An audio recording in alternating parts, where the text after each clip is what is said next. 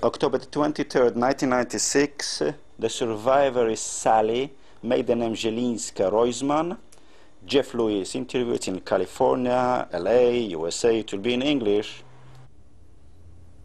Today's date is October 23rd, 1996.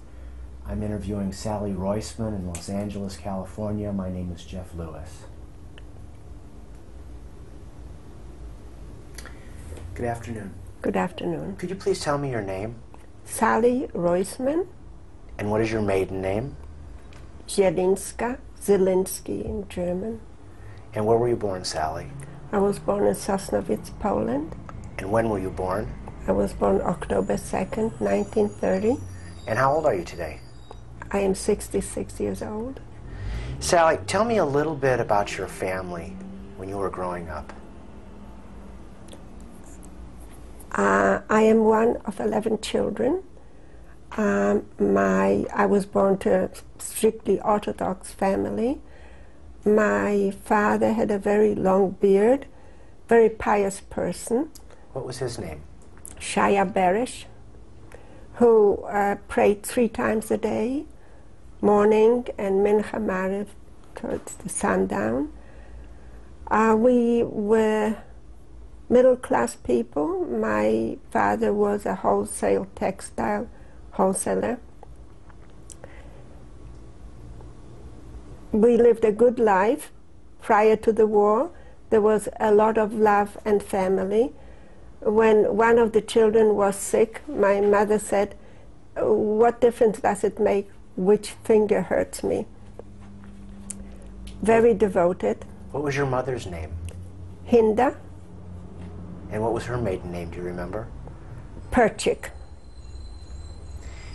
Would you like to name your brothers and sisters before we get too far into this? Yes. My oldest brother was Hirsch Meyer.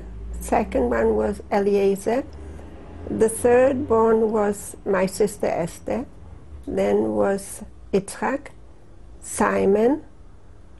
Then was Mary, Nathan, I, younger brother Abraham, younger sister Roisela, and the youngest Yentela. Tell me a little bit about what a Sabbath dinner was like with all of your brothers and sisters and your parents.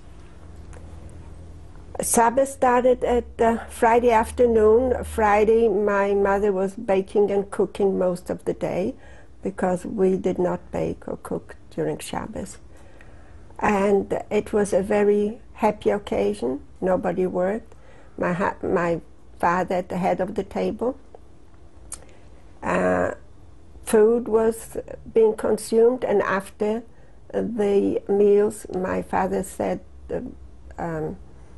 prayers with my older brothers, and the children sat at a smaller table, and it was just a great feeling being a part of that family.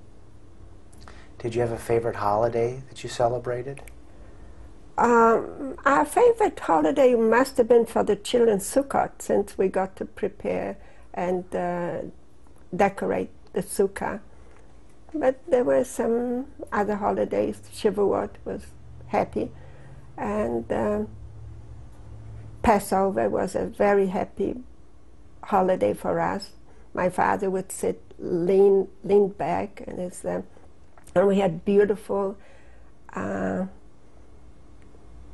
glasses, special glasses for our children, which were very colorful, and we had to drink 7 kaisers at the Seder, and the little ones fell asleep. Did you ever find the Afikoman? I did. It was very exciting, searching, looking for the Afikoman. My brothers were ahead of me, as usual. Tell me a little bit about the school that you went to. I attended a school, a Jewish girls' school, Ostrogurska, but unfortunately I didn't get to have a lot of education prior to the war, because when the Germans marched into Poland in 1939, our school was closed, and since then we had no education. Moving back a little before the Germans marched in, did you have favorite subjects that you liked to study in school, or was there something you were good at? In fact, I liked math very much, and when my mother would go to talk to our teachers, and when she'd come home, she was full of praise and happiness. I feel good that I made my mother happy. And also the fact that I was a very good student. My teacher called me Moja Maleńka Żenińska, that's my little Żenińska. And it gave me good feeling for the rest of my life. And I resumed my studies after the war, since my studies were interrupted at no school for 5 years. And even now I continue studying. I call myself a perpetual student. Took a lot of courses, got my high school back in Germany. I had private tutors coming into the house since I wanted to become a dentist. Before we get to your career aspirations after the war, let me stay with Poland before the war. Tell me about your friends. Did you have many friends from school or from the neighborhood? I had a lot of friends from school, and Jewish friends. I also had Christian friends, Christian girlfriends who lived, in fact, in the same building. And we played in the backyard together. And my brothers, unfortunately, didn't have close friends, only Jewish friends, since they were payers, but the girls just mixed with the Christian population. Tell me a little bit about the apartment building in which you lived. How many apartments were there? How many families lived there? I think there may have been 15 families or so. And in the apartment building where we lived, there was a synagogue, kind of a stiebel that they called, where my father used to go to pray 3 times a day. How many of the families that lived in your building were Jewish? Can you estimate that? I'm not quite sure. Maybe 50% or so. Did you ever, when you were growing up, notice anti-Semitism, or did your family ever talk about experiencing anti-Semitism? Yes, we have experienced a lot of anti-Semitism. In fact, I personally experienced anti-Semitism walking to school. I had about 20 minutes to walk to school. Many a time I had to watch to see where there were Christian children. If they were holding a stone in their hand, I would kind of hide not to be hit with, but I did get hit with stones a couple of times. Were your brothers, were your brothers and sisters attacked as well? During the war, my father was attacked, and he came home with blood running from his head. And we were just very upset. We called the police, and we notified them of the incident, and they told us they didn't kill him yet. So, but prior to the war, before the war, you did see the anti-Semitism and... Yes, I was aware there was anti-Semitism. But I also had Christian friends who were good people. Tell me what happened in 1939 and how it affected you. 1939 changed my life and my family's life completely. We heard that the German army was going to march into Poland, and we fled. My family fled. Since we lived near the German border, we thought that we would be the first ones to be occupied. and my family fled on a horse, on a wagon driven by horses, deeper into Poland, where my father was born in Częstochowa. On the way, we were attacked by Polacks, and they robbed us of some of the possessions which we were going to take with us. And when we stopped, I think it was Dolbrom, I'm not quite sure of the name, we heard that the Germans were all over Poland, and my parents decided to go back to where we came from, Sosnowiec. As we got back, we found that the janitor who was taking care of the building moved into our building. And so we called the police, and they got him out, and we moved back into our dwelling. And how did you keep up with the news at that time? Were there radios? Were you still allowed to have radios at that time, or? We didn't have a radio. I really am not quite sure about that. Since I was 9 years of age, I'm not quite sure where any news came from. Did you continue to go to school? No, they closed our school, and we stayed home. And what other things were you not allowed to do? At first, we were separated. We had to buy food at different times than the Polacks did. We also, the older people had to wear yellow armbands with a Star of David. I didn't have to wear that. So when my family was exchanging clothing for food from Christians, I would go to streets. Streets were restricted for Jews. Some streets were restricted. So I was sent to a Christian shop to get food in exchange for clothing.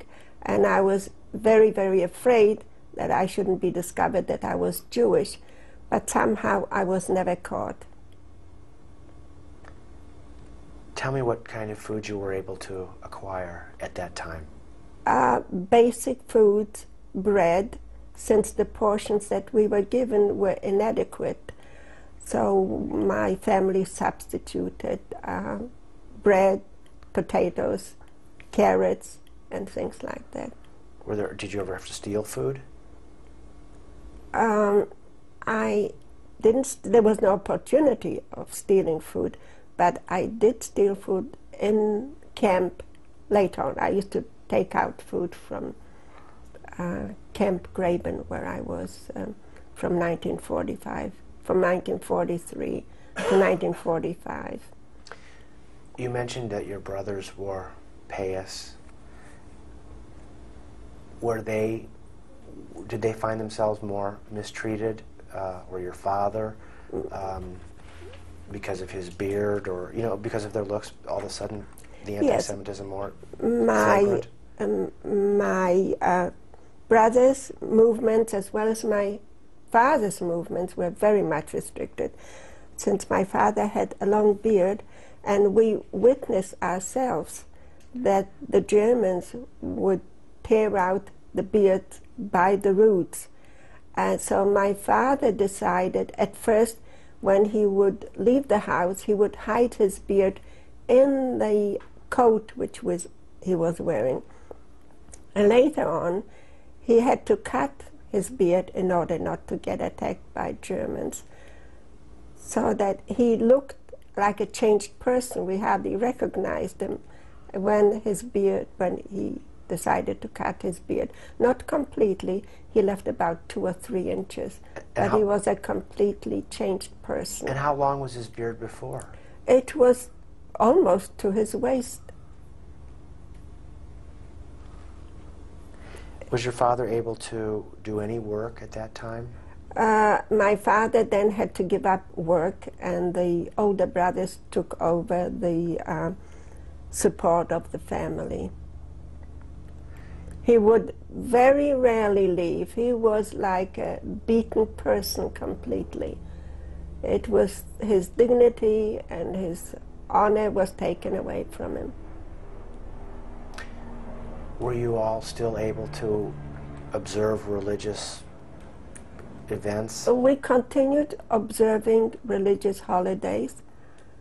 We continued having family meals with whatever there was on the table. There was substitute fish, which my mother made. And life went on, but at a completely changed pace, completely changed atmosphere at home. There was a lot of suffering and crying on my mother's part, and she would tell us that she feels so sorry that she cannot feed us the way she would like to feed us, that her cat, she used to give her cat better food when she was single than she could give us. Were you able to play with other children? Did you have any normalcy in your life at this time? No, our lives have changed. Our lives were just completely turned upside down. What was the next major event? The major event actually was when the Germans marched into our city. The major event that stands out in my mind is the burning of the synagogue. Tell me about that. They told us to stay inside, not to go out. They also gathered a few men in Sosnovitz, and they shot them on the spot while burning the synagogue. And a few days later we went out, and it was a horrible sight, seeing the bricks and all the Torahs burned and the Sidurs burned.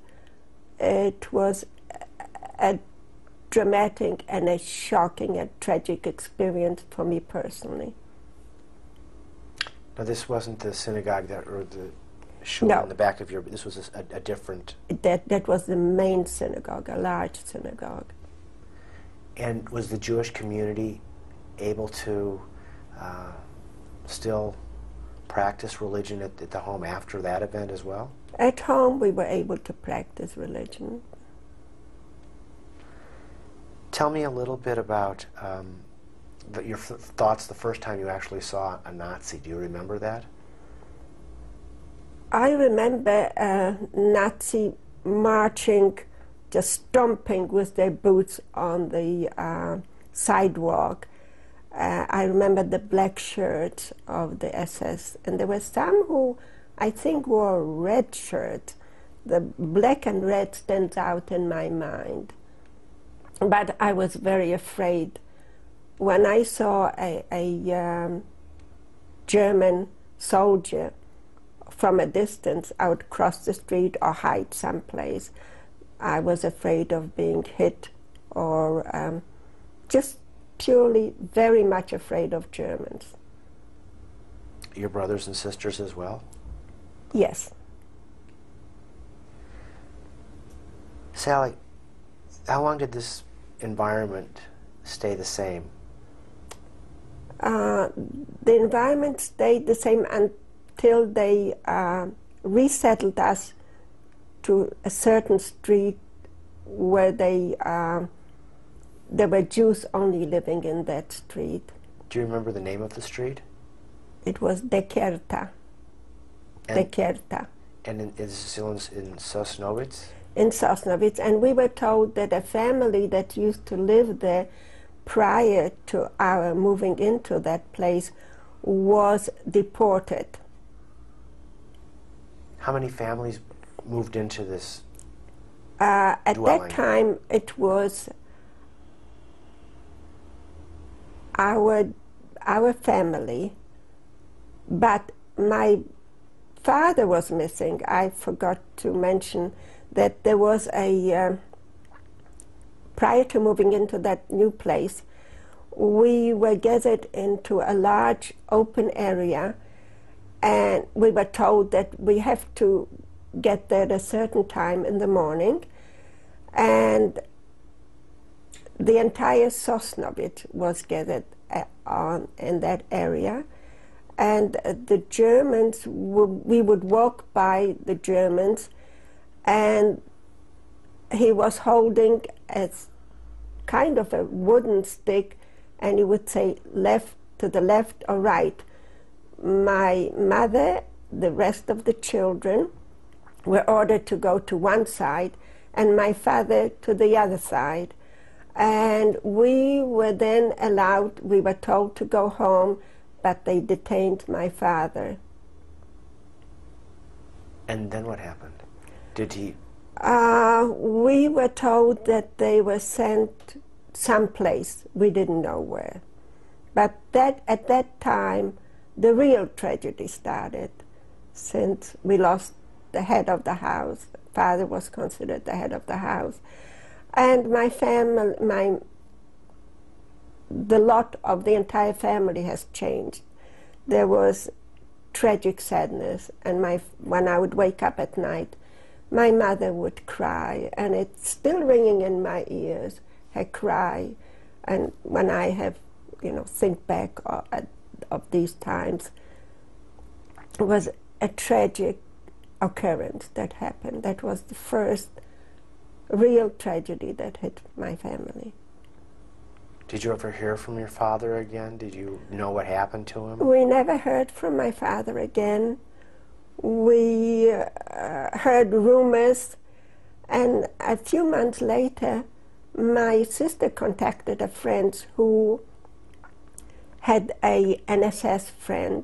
She was a single lady, a Christian lady, who said that she is going to find out where they sent our father. We did a lot of favors to this lady. We gave her jewelry, and she and her SS friend set out to find out where they sent my father. And after a while, she came back, and she was a sick person. Now, I was little. I was listening to what my sister had to say. And probably, I suspect that my mother didn't want us to know, but it was a very sad answer. We kind of thought that our father is not alive anymore from what she told us. She went to Auschwitz and she saw what was going on there, but could not get herself to tell us the real story. This was the SS friend who went to Auschwitz and saw what was going on? Yes, she was a lady friend who had an SS man for a friend. And after your father was taken away, how did your family provide food for itself? And at that time, there was no monetary gain for work. We would just stayed home, and we were given rations of food, and there was some clothing and jewelry exchanged for food. Do you remember what kind of food you were given, or rations you were given? Small portions of bread. I really don't recall, but we all lost weight, and we were just constantly hungry. And how long did this continue then? What year are we in now that your father was taken away? 42. And then what happened after that? After that, they resettled most of the Jews to just several streets. And was it a physical ghetto? Did they put up fences or? No, the physical ghetto came later, in 43. I think it was January 43 where they took us to a guarded ghetto. It was a very large open space, and there were guards there, and we were assigned about 14 people to a small room. At that stage, it wasn't just my family. We shared a room with other families. Do you remember any of those families? I don't How big they recall were? the names. I don't recall the names at all. Do you remember how many people were in the room? 14. Your family and more people. Now, at that stage, they took away two of my brothers to DP camps. Which brothers? They took away Simon, they took Eliezer, and Yitzhak. It's three. They took away three brothers. At one time, my brother Eliezer used to write very bad letters from a concentration camp, and the words were that he cannot survive, and he tried to ask us to get him back home. My sister, who was perhaps 17 years of age now, went to Monique Marin, who was the head of the Jewish Judenrat. The Germans assigned Jews to rule over Jews. And somehow, it was like a miracle happened that they sent my brother home. Eliezer was sent home. Little did we know then that it was a bad decision. Had he stayed in camp, he would have had chances of survival. But the fact that he came home, he was later taken away to Auschwitz or Birkenau, we're not sure. Do you know the name of the DP camps that your brothers were taken to? I remember Simon's DP camp was Otmund, and the other brothers, I don't recall the name, but after the end of the war, we were reunited with Nathan and Yitzhak in Buchenwald. So, again, before we're liberated from Buchenwald, there are 14 people in this ghetto. Yes. And what was your mother doing at this time to keep everyone together? Were you still practicing your religion? We still kept on practicing religion. Without a father, it was different, completely different. And naturally, the Sabbath was still observed, and candles were lit. And my mother was a very, very brave lady, and she tried to keep the family the best way she could. Later on,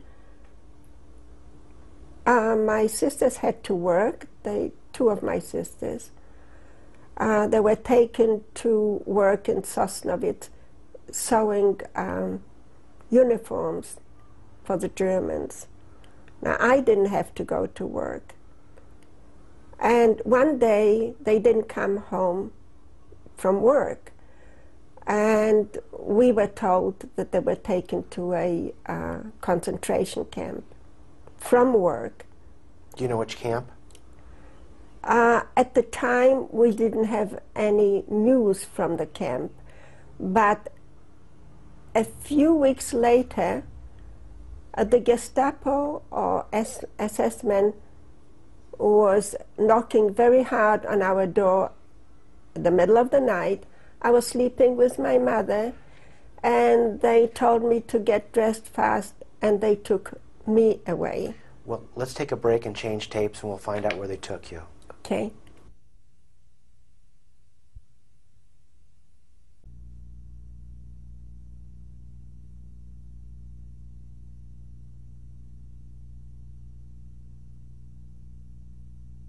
Molly, would you please continue with your story? I feel a little better now that we had a break, because I was trying to get to hold back, but it's reliving it again is very, very difficult, and I just find it quite hard to continue, but I'll try and continue. Thank you.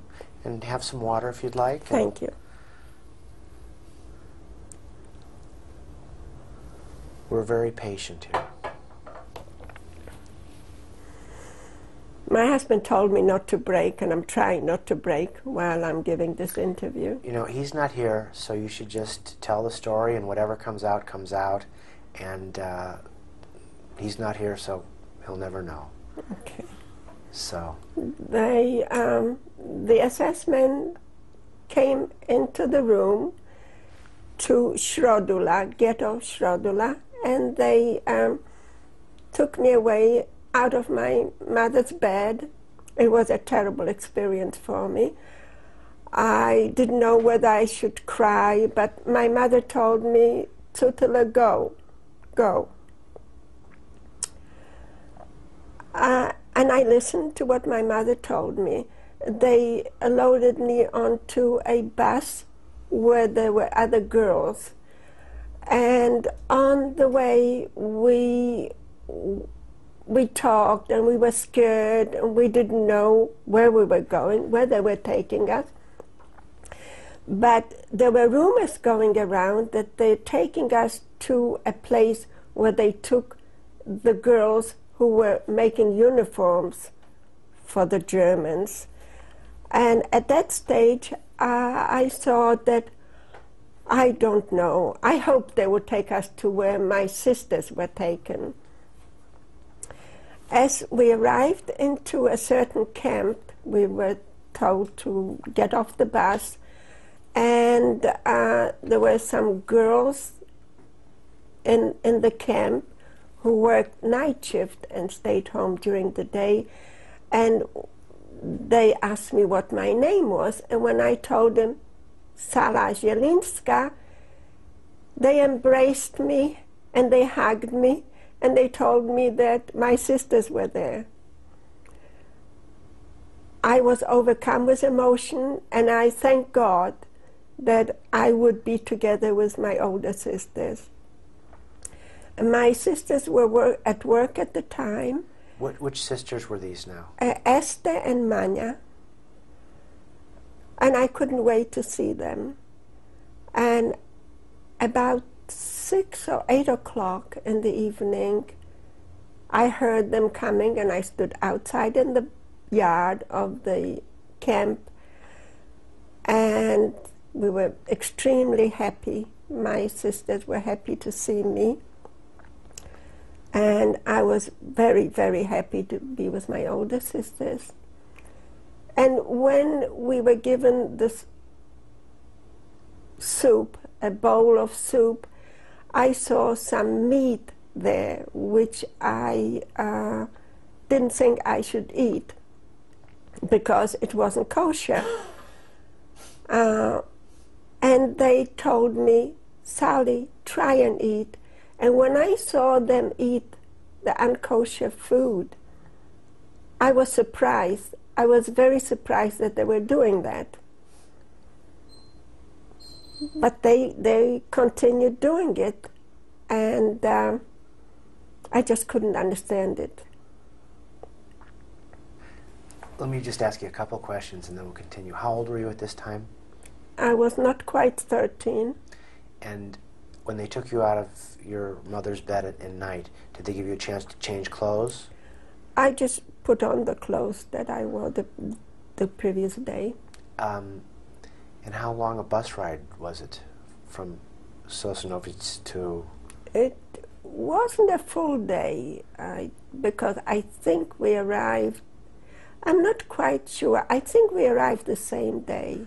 And you said the camp, and what was the name of the camp? The camp was Graben, and it was near Breslau, and it was also near Gross Rosen. Excuse me. So, your sisters have now told you to break the laws of kosher. And when did you do it at that time, or did you wait, or? No, I couldn't do it for a couple of weeks. Until I felt that I was weakening. And at first, I would give my meat to my sisters, throw it in my sisters' bowls. And they weren't happy that I was doing it. But after a while, I felt that I was assigned to work, which the younger girls were assigned to. There were about 4 or 5 girls of my age in that camp. Most of the girls were older. They were in their late teens or early 20s. And when I started weakening, I felt that I would have the meat. At first it was disgusting. It was just, I felt that I was going to throw it up. But after a while I got used to it. Tell me about the barracks in which you lived. Did you live with your older sisters? We lived in the same room. There were about 15 girls assigned. There were bunks, and I had the lower bunk, and my older sisters had the upper bunk. We had a bunk on our own. I had a bunk of my own, and we had little cupboards also, and little wardrobes, wardrobes where we could hang our clothes. And tell me more about the sanitation. The sanitation wasn't bad. We showered every day. We, after work, because our work was very dirty work, it was a flax factory. Flax is a kind of a straw-looking material from which they were making yarn. In our place, we were making yarn, and from there they sent it to textile mills to make fabrics from.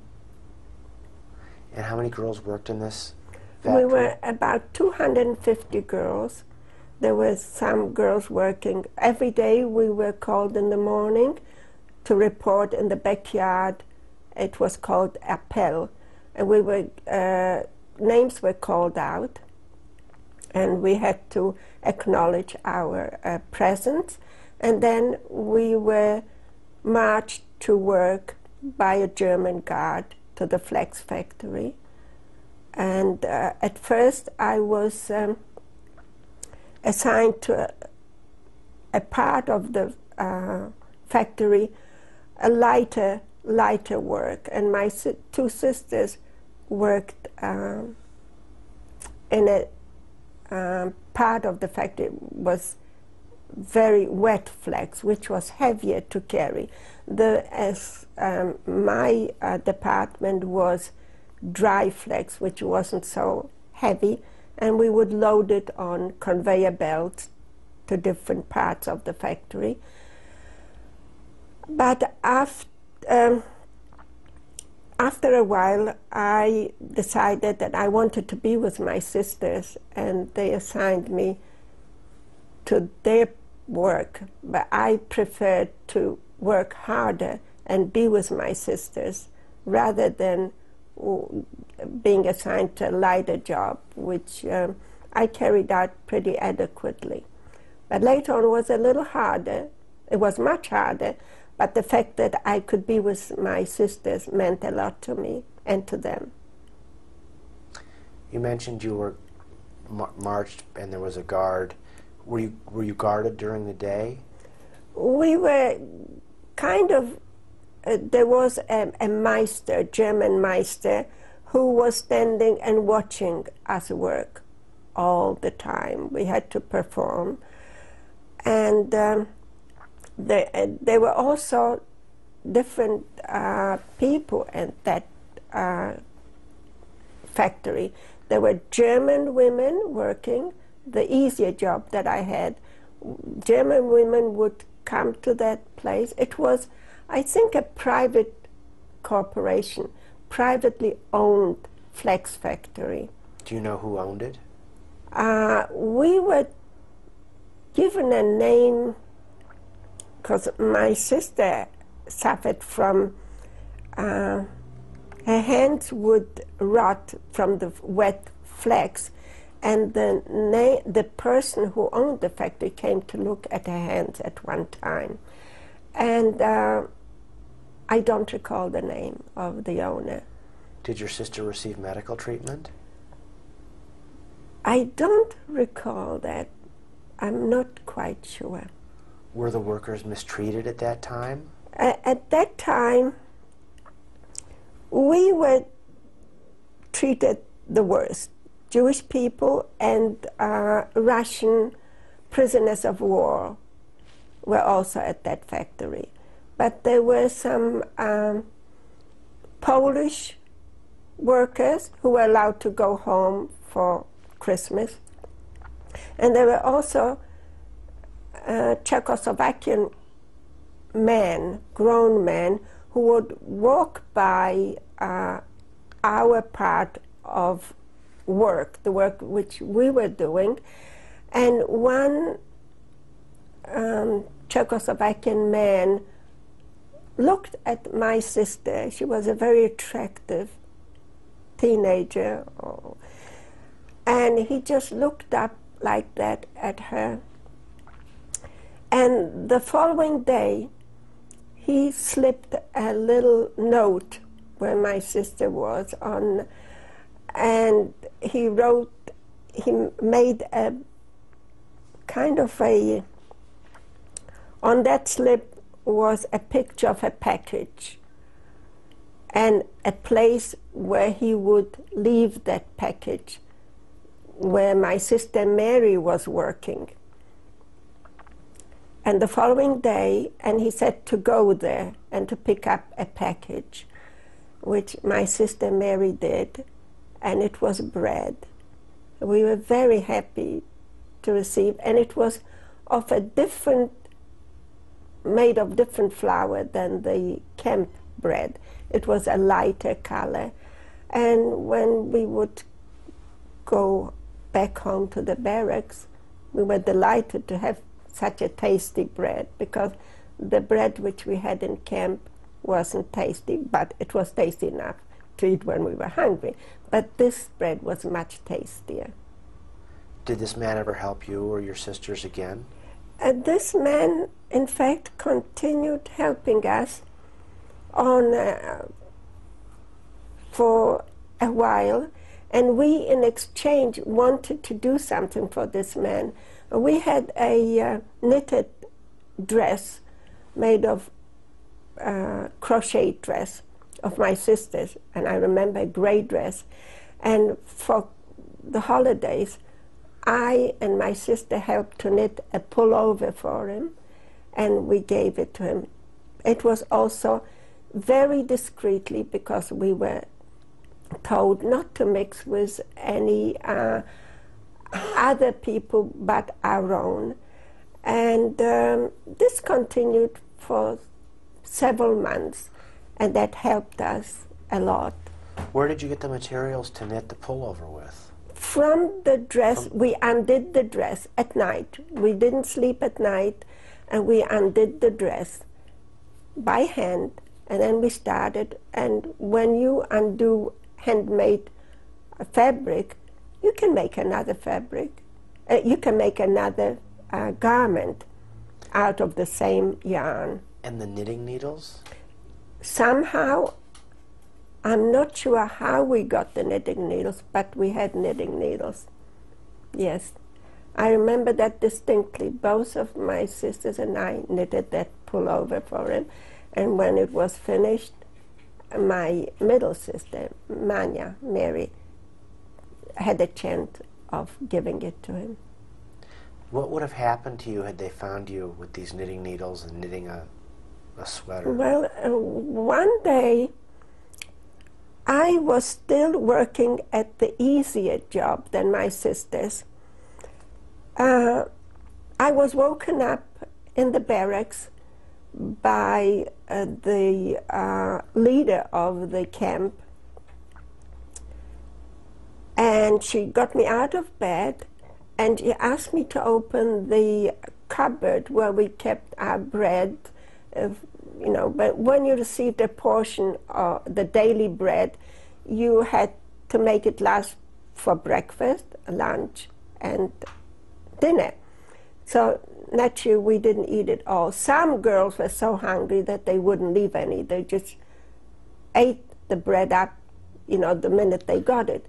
But we kind of rationed ourselves. We portioned it, and we would leave some bread for the evening. Now, they apparently, somehow the German leader of the camp found out that we had different breads. We don't know how. And she came in shouting at me, "Where's the bread? Where's the bread?" And I didn't know at first what she was referring. Then I showed her the bread that we had from camp. And she said, "No, the other bread, the other bread." Fortunately, my sisters took all of the bread. They ate it up the previous day. And there was no bread left of the kind that the Czechoslovakian men used to give us. She wanted to find out who was giving us bread and why we were accepting the bread. And she told me in very loud voice, "Tell me the truth. Where is the bread? And what did you do? And who gave it to you?" And I said, "I don't know. We don't have any bread, any different bread." And she slapped me in the face very hard. She was very angry. And I just still didn't tell her where the bread came from.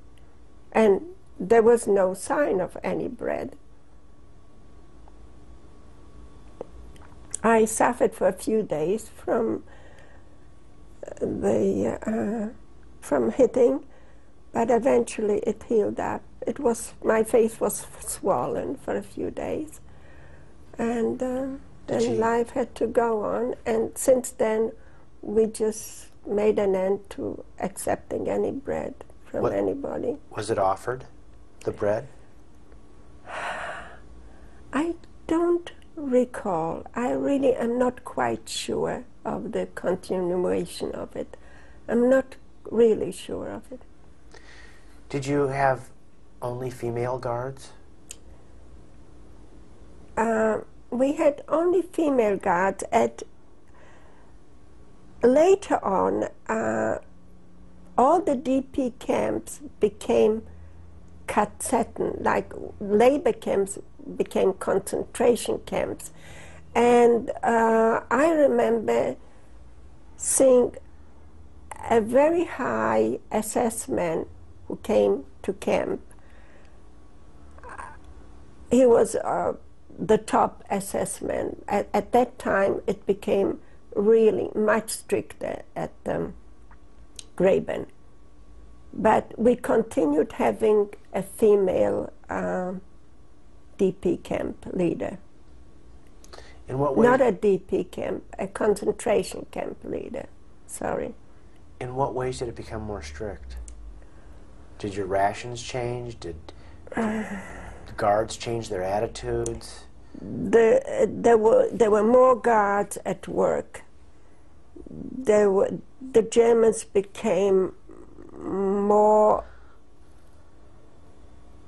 tyrannical.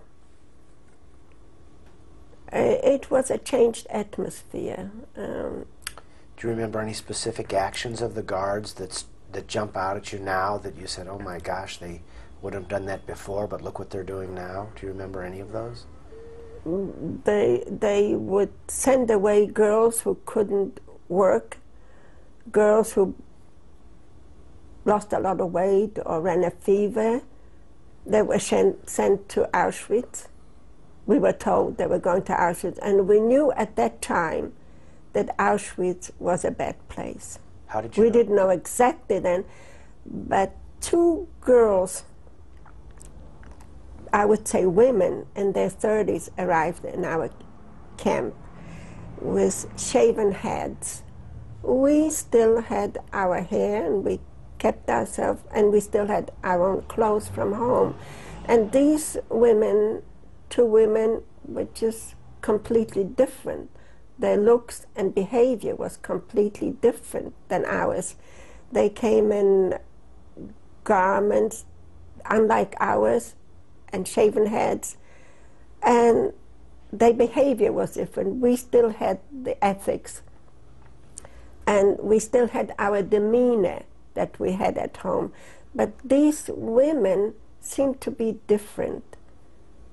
And we did know, as I mentioned, what Auschwitz was and that it was a bad place and what they were doing in Auschwitz. And one night, these women were assigned to our room, and they were talking at night, and we heard them say how naive they are. They don't know that their parents are dead, that the little kids are dead, that they could not understand that we didn't know anything about Auschwitz. But we, at that time, kind of found out the truth, the way they were talking. And later on, we were talking openly. After that incident at night, they told us, not as distinctly, but we should know that our parents are dead, that our younger sisters and brothers are dead. Did you ever hear from your brothers or sisters or mother from the time you were in Graben when they were still in Schroedele? We used to get postcards from my brother, my older brother. In fact, due to the fact that we had a Polish name, Zielinska, we would get mail from home, which the Germans let through. They didn't know that it, out of Sosnowiec Szodula, they didn't know that it was going to Jewish people. And we were called the three lucky Zelinskis in camp. Bless you. And in fact, I have a couple of postcards which my brother wrote to us. Which brother? Heshmeyer, the oldest. Did you have something that you'd like to read? Perhaps, if you'd like me to. Sure. I better get my glasses. Okay.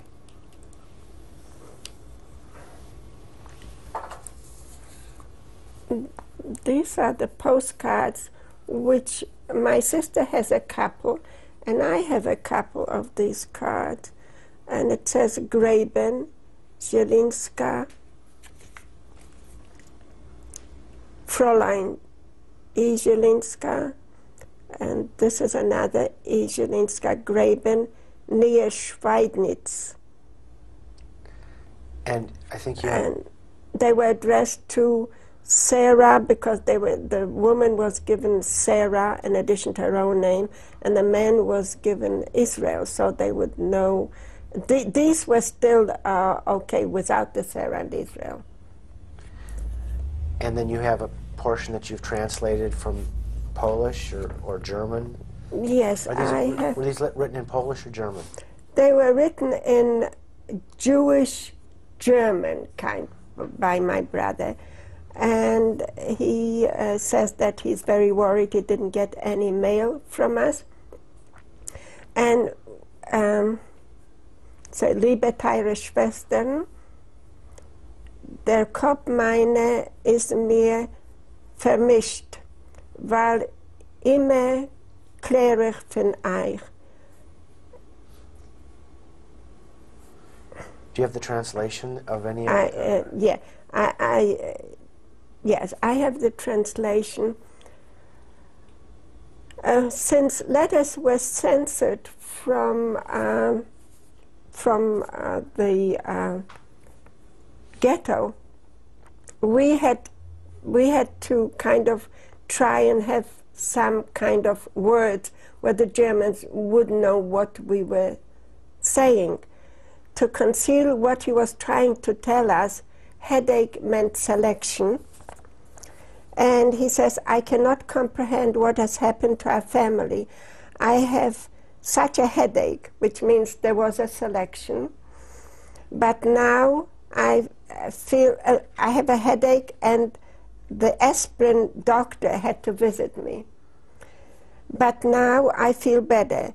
Dear God should help us that our whole family should be happily reunited in our home.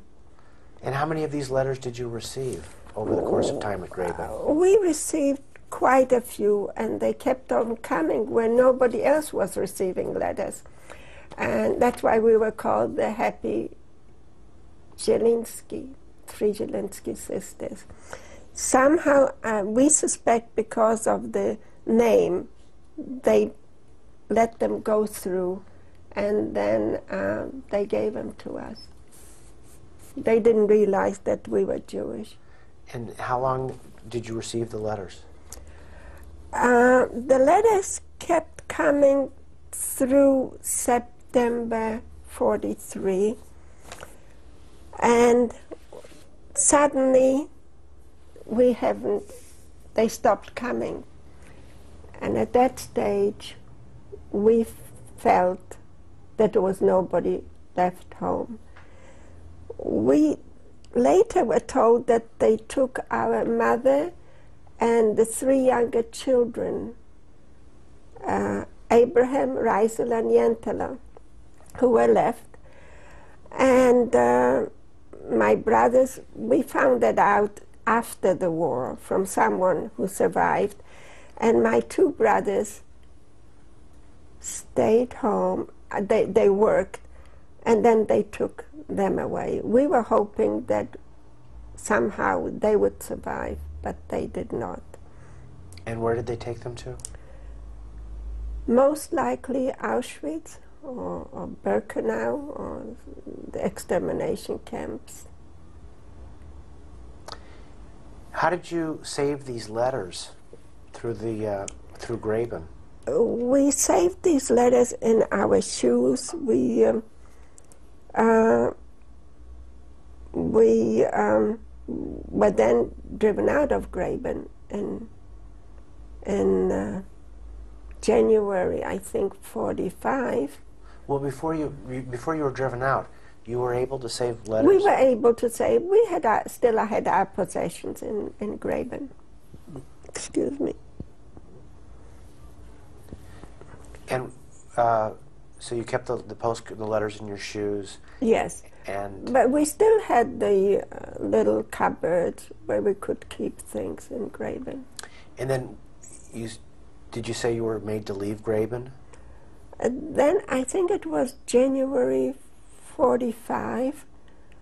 We saw flames from a distance because Graben was not far from Gross Rosen, and they were burning. We heard that they were burning the camp Gross Rosen. And who was burning the camp?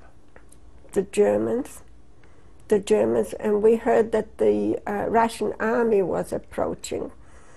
I'm not sure how these rumors spread and where they came from, but then one day we were getting ready to go to work from the appeal from the yard, and they told us not to go back, that we're going someplace. And that's where they took us on a death march. Well, they drove us out of Graben. All right, since they're driving you out of Graben and we're going to start a new part of the story, let's take a moment and change tapes, and then we'll continue. I would appreciate that.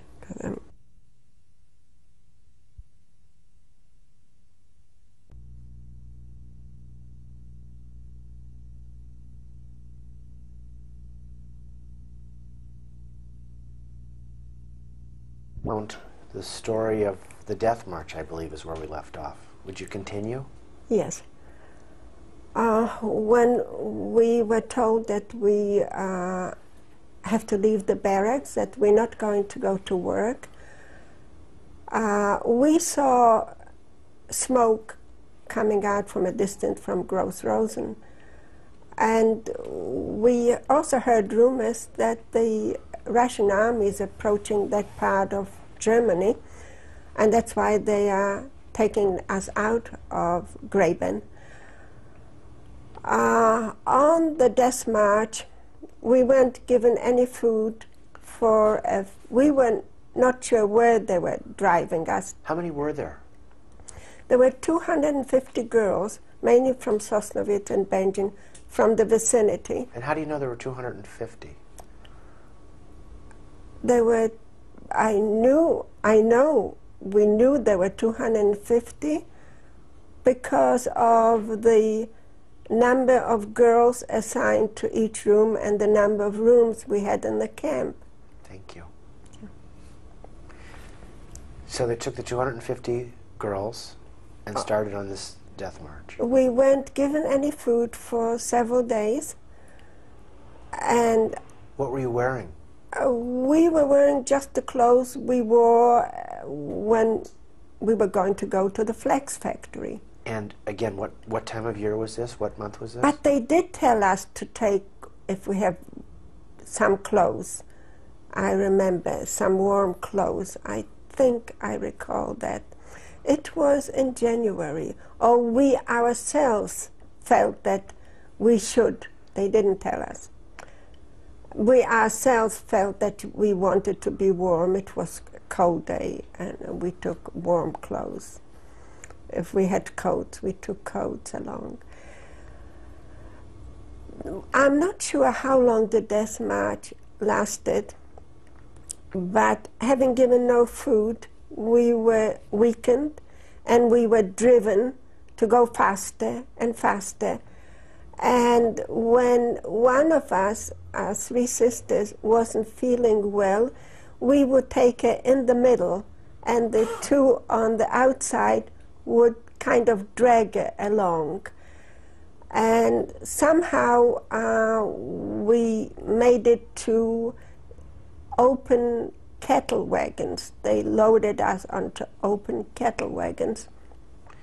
Before they did, they gave us some food. There was a bowl of soup given to each one of us. And do you remember, again, do you remember how many days? Were there nights? Where did you sleep? We didn't sleep. We were just marching day and night. And how many women made it to the cattle cars, do you think? We saw them shooting those of us who couldn't go on walking. The German guard would shoot on the spot. And actually being afraid of being shot, we just kept on going. And at that time then you... They loaded us, they gave us some food and loaded us on open cattle wagons, and the snow was falling, and next to us there were some men from Roisman, and they were telling us that they were sleeping on top of dead corpses because they've been on those wagons for some time. And we were kept separately, but the adjoining wagon, we could just make out some words, and they also were very desperate. And it was very crowded in the cattle wagons. And I'm not sure how long we were there, but the wagons would stop and go on again, dragging on, and there was a lot of suffering. None of us died in the wagons, but on the march, there were 250 left graben, and when we were unloaded from the wagons, there were 150 left of us. So they shot about 100 girls.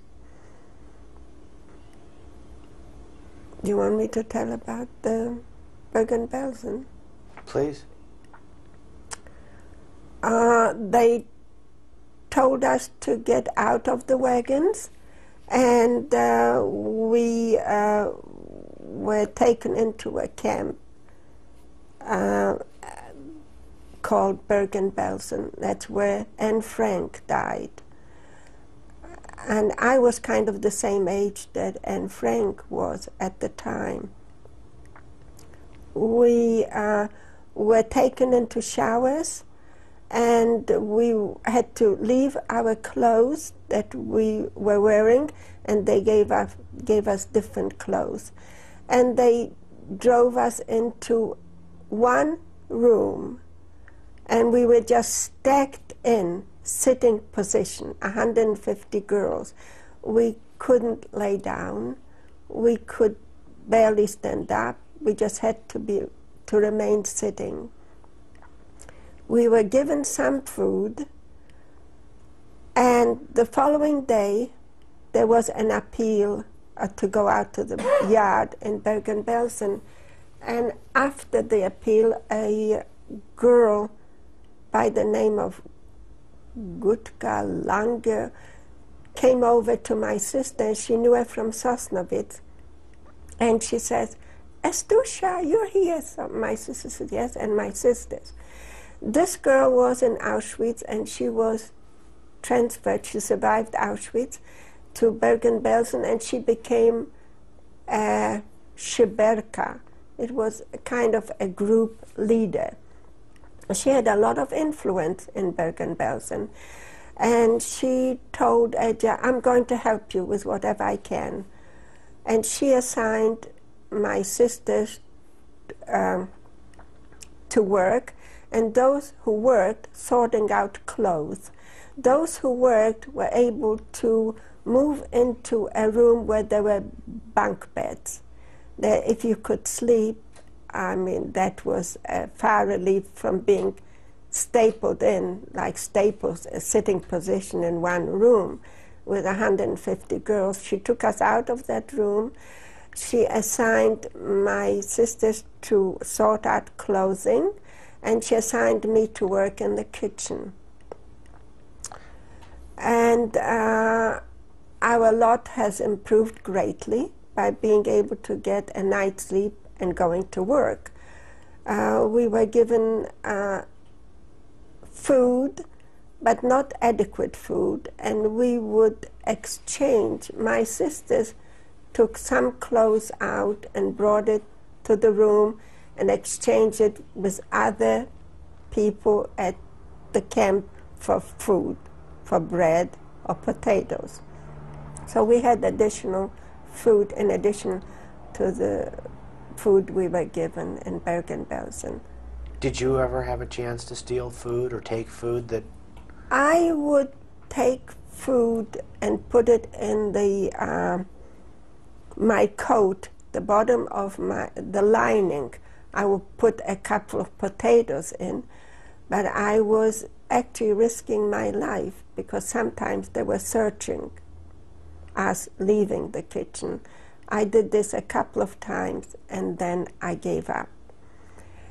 And the people who stole paid with their life.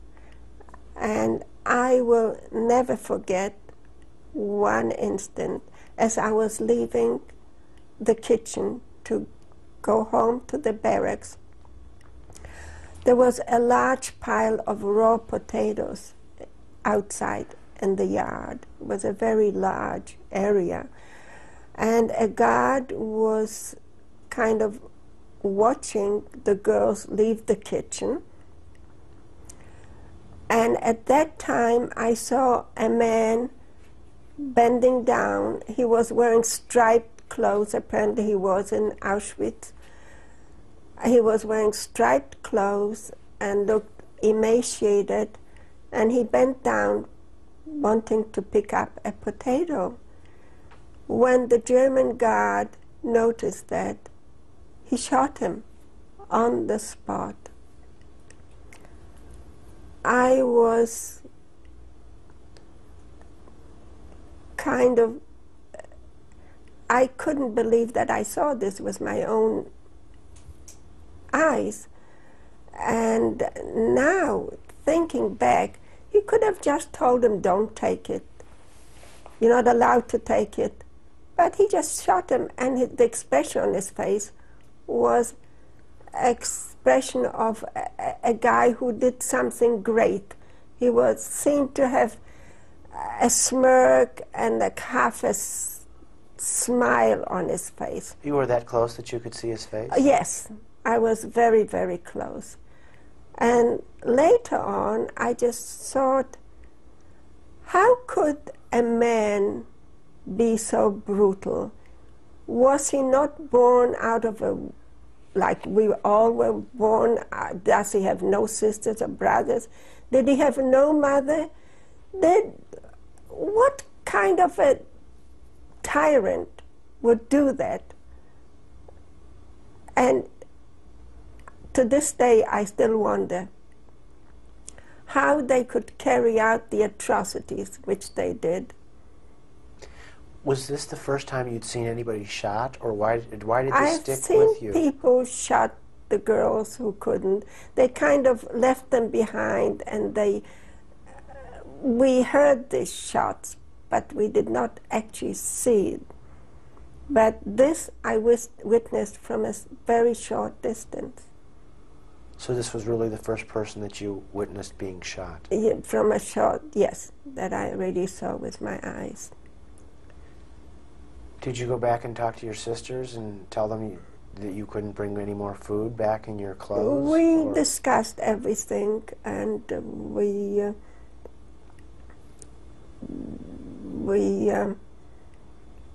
it was decided I shouldn't bring any more. What else would you talk about with your sisters at this point in time? Do you remember? It's hard to talk about these things, you know. Even so, I'm trying very hard not to break. We were actually hoping, talking about survival and being united with our parents and the rest of the family. But conditions were so bad in Bergen-Belsen that typhus was raging, dysentery, typhus, and I was the first one of the three of us to succumb to typhus. And naturally I stopped going to work. It was my sister Mary may have been the first one, and then I. But I had a very severe case. And when the toilets were just spilling over, and one night when I went out, because I was just searching for a place, and in the backyard, and the next thing I knew that I was on top of corpses. I just touched around, it was like slippery, and I don't know how I got there, but realizing that I was among dead people, I gathered all my strength and I got myself out of that position and crawled or got back to the room where my sisters were. And later on, my sister Esther, who was like a mother to me, saw that I was so sick that she took me to a hospital, a kind of revere, that's called, because she saw that I would die anyway, and she thought perhaps I could get some help where they keep very sick people.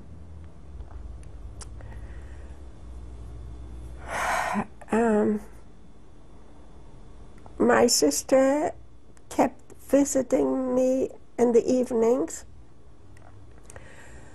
and I couldn't eat anything, and then she would tell me one day, "What do you really feel you would want to eat?" And I said to her, "Placki kartoflane." That means potato pancakes, because that was my favorite food, and it was also my sister's favorite food. Later on, she said she found a piece of metal. She and my sister Manya made holes in the metal, and somehow they had some potatoes, and they grated the potatoes. And she brought the Placki kartoflane. Oh, I'm not quite sure now, I'm quite confused, because later on she told me that some Ukrainian women attacked her and took away the food that she was going to give me. I'm not sure it was the following night. I now don't recall whether she brought me the placki kartoflane or not. Maybe she did once. But there was chaos in camp, and the strong ones attacked the weak ones. And the Ukrainian women were very strong and husky, and they attacked her. But she came one night, now I recall, to the hospital. I had a bed there, and she didn't bring any food. She didn't tell me why, but later on, after the war, she recalled and she told me that story. So who were your guards at Bergen-Belsen, the Ukrainian women? They were mostly healthy, which the Germans chose, healthy men and women. We were not. We were broken people. We were just nearing the end, so to speak. What were your living conditions like there before you went to the hospital? With barracks, bunk beds? Yes, beds, barracks, and we were the lucky ones to have beds, because the remaining girls stayed in that room, and most of them died. A very small percentage of the 150 girls survived. Somehow I apparently improved. My health improved. And then my sister Esther succumbed to the sickness, high fever and diarrhea. And I was feeling better, and my sister Mary was still in between. And then I heard rumors, the war ended, the English are here. And I went to tell my sister, who was lying sick. I said, Etja, we're liberated. The English are here. Didn't make any impression on her. She was kind of far gone, it seems. But later on, she regained consciousness, or her health improved. And we were told that our brother is in the same camp, our brother Simon, because there were lists of surviving people looking for one another. Even in Bergen-Belsen, in the camp, there were lists of names. So, and then one girl came to tell my sister and told her. And that woke her up, that Simon is alive. And she regained consciousness, and then we were told that they were waiting for us behind barbed wires. They were kind of freed, and they had freedom of movement, but we did not realize that we were free, and we were too sick. What happened to the to leave. We were told at that point that they poisoned the water had the English not arrived on that day. I think it was April, the latter part of April or middle part, that we would all have died. The Germans poisoned the water, and there were no Germans to be seen, only scattered.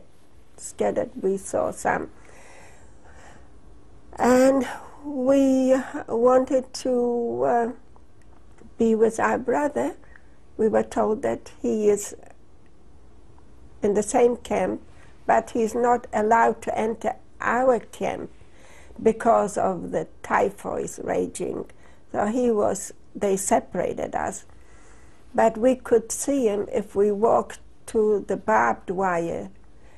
And the three of us just walked from a distance, and we saw, and as we were approaching my brother, I couldn't make it. I was so weak and so emaciated that I had to sit down even so I wanted to see him very badly, but I couldn't make it in one trip. I'm not sure if it was 50 yards before the place where he was waiting for us. And then my brother came, or he told us, he took us out of Bergen-Belsen. I think there was a town called Hanover close by, and he rented or took a room or some of his friends, and we left the camp. Well, when did you first see the English? I saw the English probably the following day of their arrival, and they were throwing chocolates and goodies to us. They didn't want to go too close to us, so they stayed in their jeeps. And I said to my sister, I hear that they're giving food there and chocolates. I said, I'm going out to get something.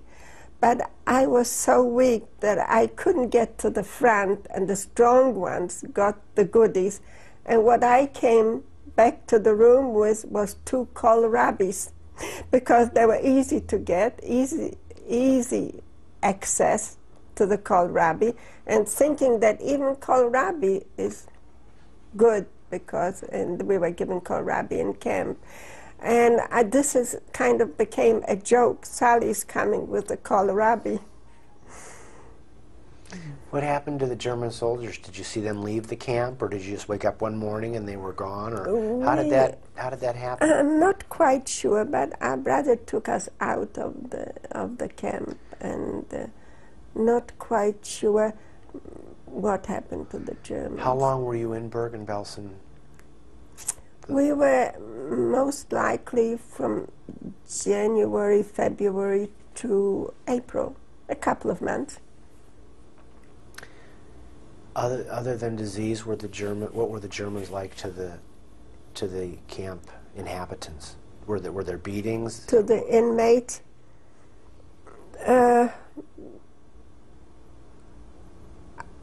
I personally did not experience any beating, but they were cruel. That it was death for anything you did that you're not supposed to do. There was a crematorium there, because I found out later that the stack of corpses that I was on was going to be cremated. So, but I somehow, maybe they picked me up and they thought that I was dead. I don't know how I got there, but it was a cruel place. And your sisters and you and your brother Then lived in a room someplace with my brother's friends. And the boys would go out and get food from German farms. They would just go in and say, give me this and give me that, and the Germans raised their hand, and when they asked, where they came from, so they told them, we came from Bergen-Belsen, the camp. Oh, we didn't know anything about it. We don't know what happened. We don't know. But take what you want to take, because they were afraid of being harmed by the former inmates. So we then stayed in Hanover, and we found out that 2 of my other brothers survived in Buchenwald. Which 2 brothers? That was Itzhak and Nathan. So we boarded some trains and we went to Buchenwald, which was the American part of Germany. And we stayed there in a DP camp for a few weeks or a couple of months. And we were given good food, and we started to recuperate. And we had our own kitchen, like for maybe 20 people, and we could make our own breakfast. So life changed for us completely. Naturally, we were free people. Did you ever go back to Sosnovitz? I personally did not go back to Sosnovitz because I couldn't, when we found out that the parents are not alive, I just couldn't do it to go back to the home where we used to live. I didn't think I was strong enough, but one of our brothers did, Itzhak did. And he saw some of the neighbors, and he came back broken. And we heard that the Poles then attacked the survivors. And they said, "You're still alive? You survived?" But I personally talked to a lady who went back to Poland. She was pregnant. It was maybe 8 months or a year after the war ended, and they attacked her and injured her so that she lost the baby. So at that stage we decided not to go back to Poland. Was your brother attacked? My brother wasn't attacked, but the decision was made not to go back, and not ever to go back, because what to go back for if there are no survivors? And we decided never to live in Poland again. And we also decided we wanted to leave Germany.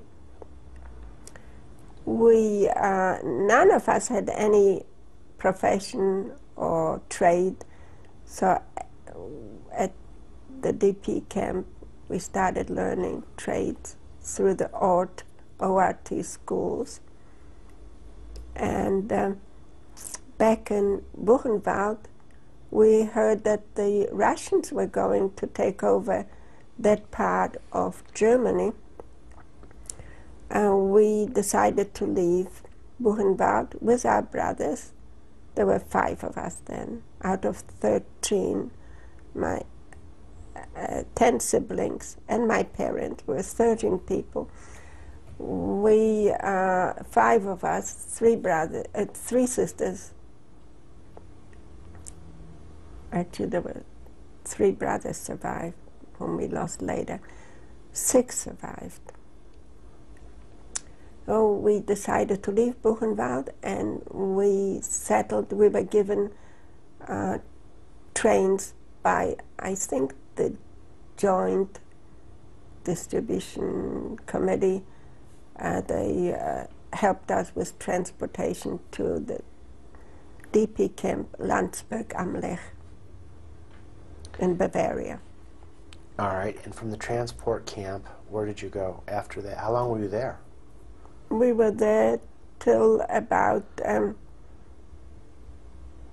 45, 49 or so. My brother was given a position as a Treuhänder, Brother Simon, that was in Germany, Zwiesel, in Bavaria, and he managed a textile shop because he was familiar with textiles. Okay, we're going to take a break and change tapes and continue with your story. Yes, Thank you. please.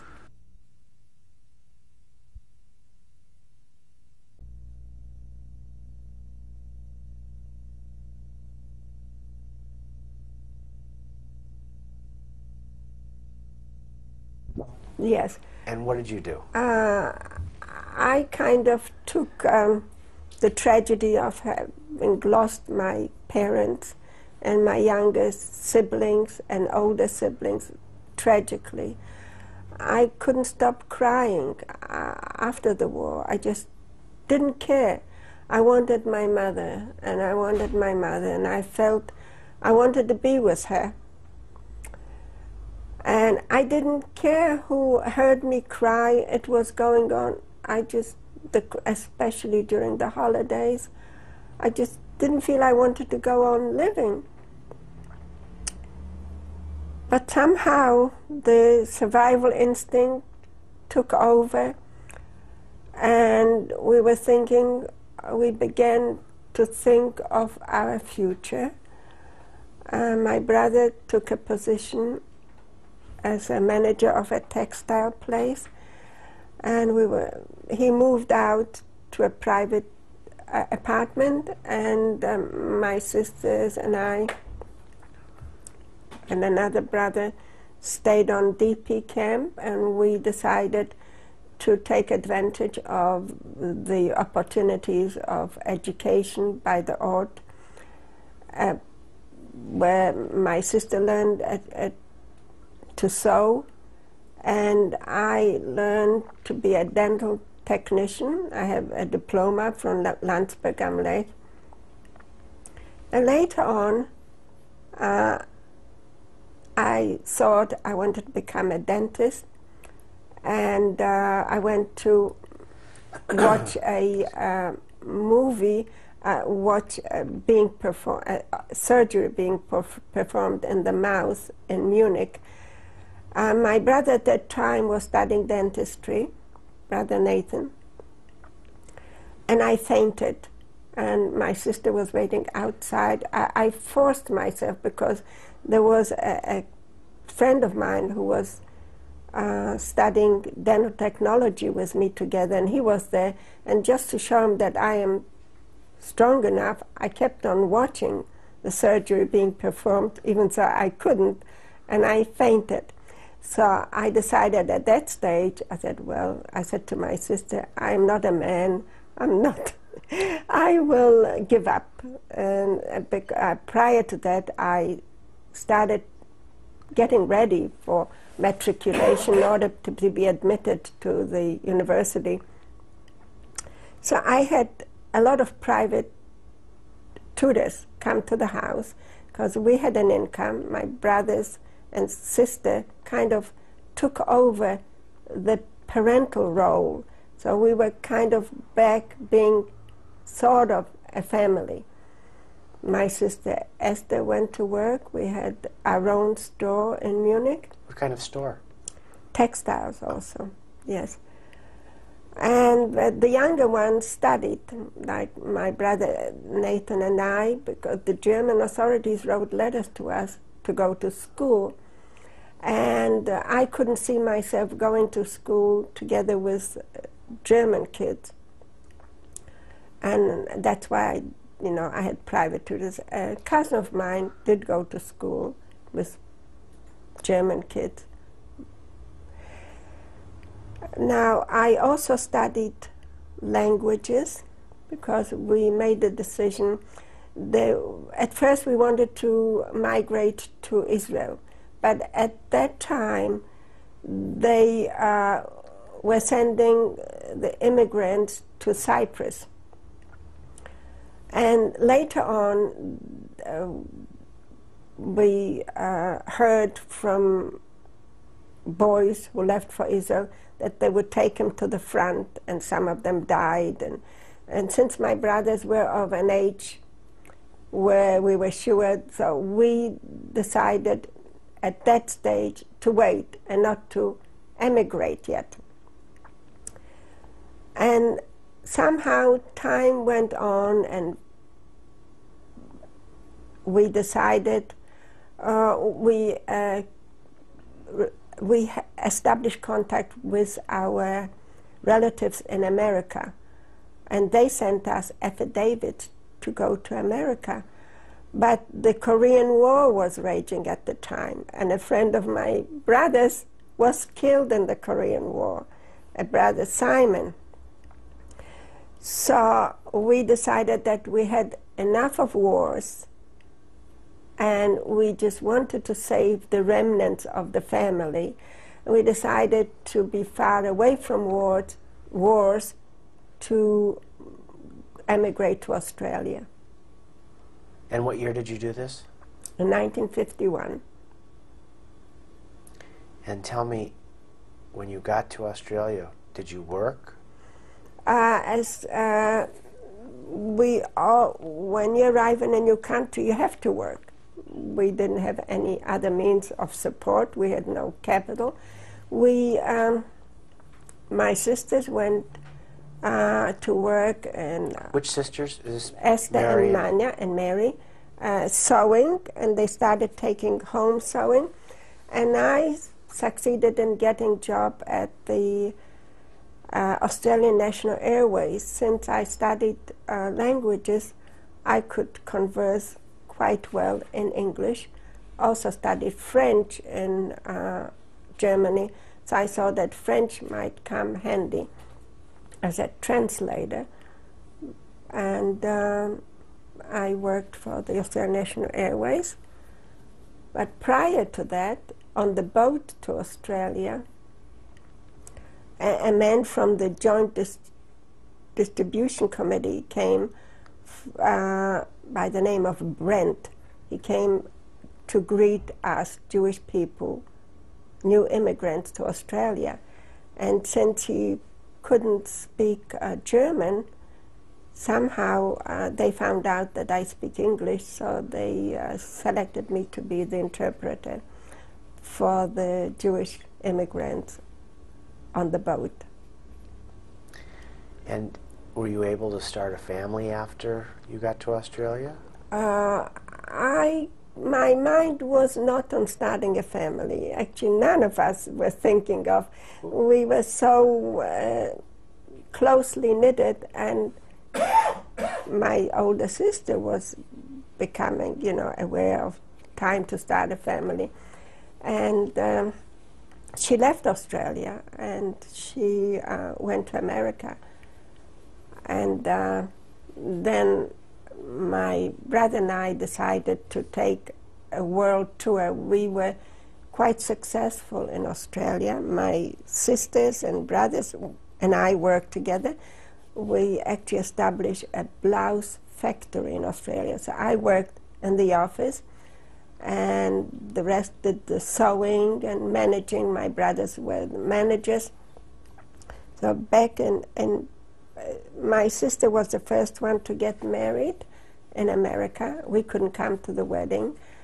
It was 1954. And a couple of years later, my brother Nathan and I decided we wanted to take a trip to visit Israel and to see my sister in America. And so you did? I actually, we intended going back to America, to Australia, but somehow we decided to stay. We had to leave in order to get working permits. We had to go to Niagara Falls, to the Canadian side, and we were given permits to work because we were Australian citizens at the time. And I worked for Dell Publishing Company as an accountant, bookkeeping. I was in charge of subsidiary ledger. And my brother couldn't practice dentistry since he didn't have the credentials in the United States. He took a temporary job where he worked he visited or worked as a dental technician, where he met a man by the name of Steve Roisman, and they became friends. And as it turned out, Steve Roisman became my husband. What year were you married? I was married in '59 in New York. On what day? It was June the 13th, Saturday, June the 13th. And do you have children? I had two. I have one only left. What were your children's names? Helen Jacqueline, Helen after my mother Hinda, and Rosalind after my little sister Roisela, and I still call her Roisela, my Roisela. Do you have grandchildren? I have one granddaughter, Nicole. And what kind of activities are you engaged in these days to keep you busy? I kind of always wanted to learn. I took courses. I got the high school diploma here in this country, and I took classes for credits at Santa Monica College, but I decided it was too late in life to go for a degree, and my life was busy raising the family. And now that I have more time, I took up art, fine art, painting, and I've been taking classes, and I've been studying at the Beverly Hills Senior, not the Senior, Beverly Hills Adult School for 8 years now. I also took conversationally speaking at the Beverly Hills High School education. And I was looking for something to learn, and it seems that art is the thing for me. I kind of, since one has to concentrate and focus on the subject one paints completely, it serves for me as therapy as well as something to learn and create. Well, we are going to, I think, take a break here and meet your family that's here, and even take a look at some of the art as well as some of your pictures, if that's all right with you. Sure, thank you. Okay. Sally, would you introduce us to your family here? Yes. This is my husband, Steve, my granddaughter, Nicole, my daughter, Roisman. And what are their last names, Nicole and Rosalind's last name? Pachi. Okay. Sally, why did you decide to tell your story again? You did this once before for another project, is that right? Yeah, not exactly the same, but Right. I did it for another. I decided to do this story even though it's still going to be very, very hurtful, and my dreams, nightmares may come back, but I feel it's my obligation for posterity to tell my story, that these things really happened. When I'm gone, the future generations will learn from it. Also, if during my lifetime they are saying that the Holocaust did not happen, at least some people say it, it's my sacred duty to tell my story of my entire family. Also, I would like to tell my story because of the fact that I feel that people were not as interested in helping us and to save us from the atrocities of Hitler. I still cannot comprehend that I've gone through this, and cannot comprehend that a nation like Germany has been indoctrinated to the extent and performed such atrocities. Also, 1.5 million Polish people were killed. Does a baby have the choice who it's been born to? A baby has no choice.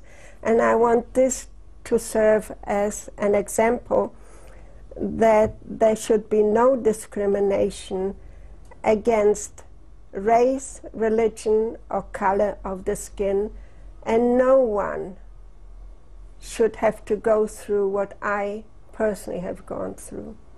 Is that something you wrote just to help you, or is it? Just a couple of notes, because I knew that I may break down during this interview, and I didn't want my emotions to take over, so I made a couple of notes for myself. Okay. Let me ask you, Rosalind, do you have anything that you would like to say? Rosalind, without putting you on the spot, knowing that you have lots of things zipping through your mind right now, is there something you'd like to say about the experiences that your mom has, or your feelings about them? Or? Well, there's, yeah, like you said, lots of things running through my head right now, but One of the most important things I wanted to say was how important it was for my mother to give my sister and me a Jewish education.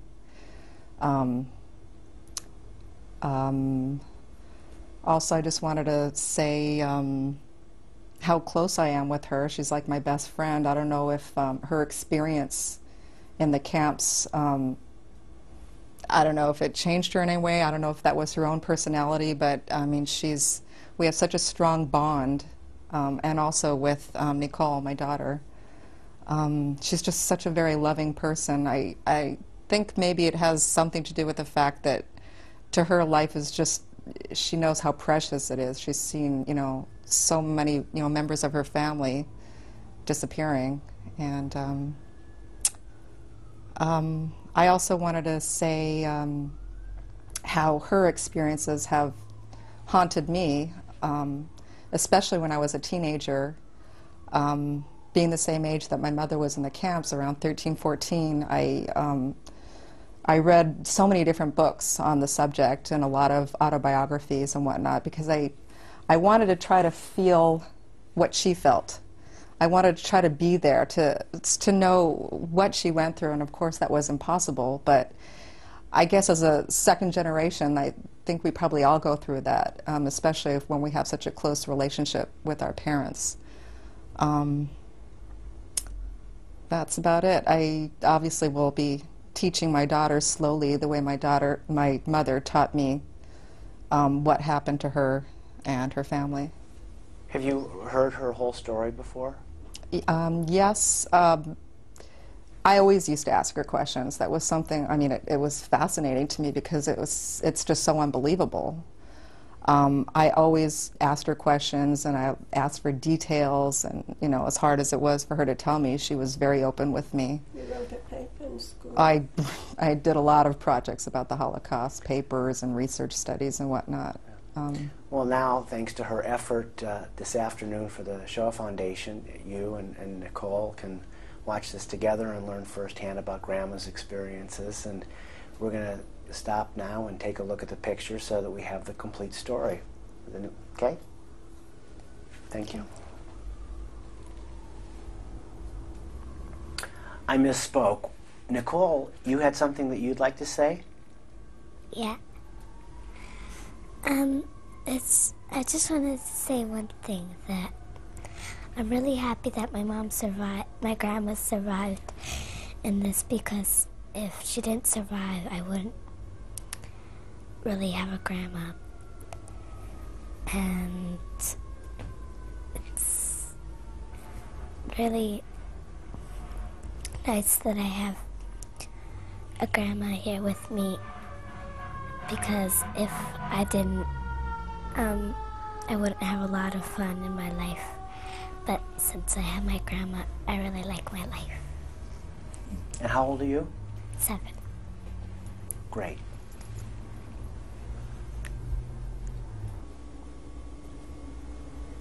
Those are my 2 older brothers. Those are reproductions of the pictures we smuggled through in Bergen-Belsen. We hid them in our socks. On the left is my brother Eliezer. On the right, my brother Hershmeyer. They perished during the war. What are their last names? What are their last names? Eliezer, their last name Zielinski. And how old were they in those pictures, do you know? They were most likely 20 and 23.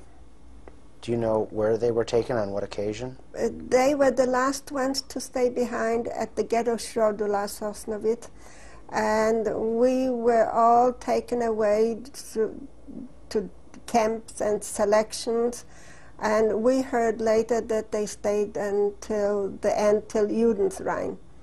Thank you.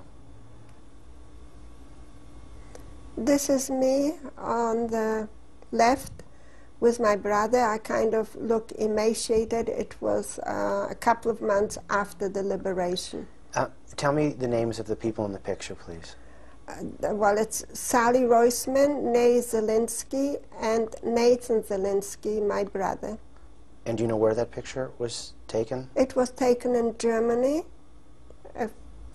a few months after the English liberated us. Thank you. On the left, this is me, Sally Roisman, my sister Manya, Mary, my sister Edja Estusha, and my brother Simon. And what is their last name at that point? At that point, we were all Zielinski. And where is that picture taken? That was taken somewhere in Germany. Do you know what year? Most likely late 40s. Okay, thanks.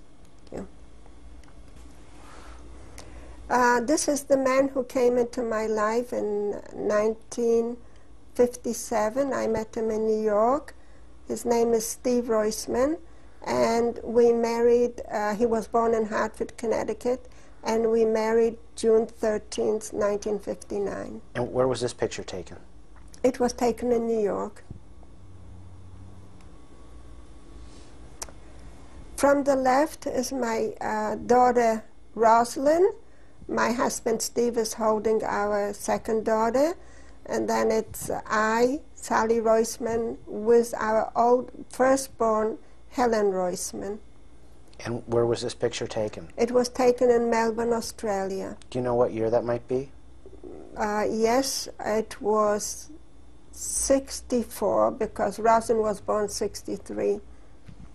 All right. Going from left to right is my younger daughter, Rosalind. On the top is my older daughter, Helen. Then I, Sally Roisman, and my husband, Steve Roisman. And do you know what the occasion was for this picture?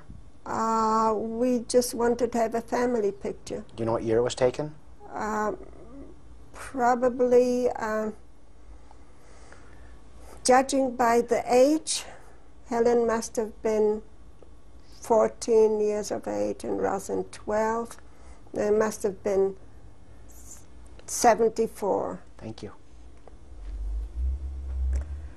This is my one of my paintings, which I did a couple of years ago, and this painting is still live, à la Chagall, and I received an award at Greta Peck's house for this painting.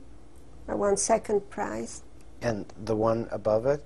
The one above it was my first award, was Anniversary Flowers, which I did, somebody sent us, and this was my first award. And how long have you been painting? 8 years now. And how long did it take you to win your first award, Sal? It took me about 4 years. I'm sure you'll get many more awards down the road. Thank you. I have one more. This is my latest award, which I received from the Pacific Art Guild. I received it last Saturday. And what is the name? I called it Flower Comp. Very nice. Floral composition. Thank you very much. Thank you.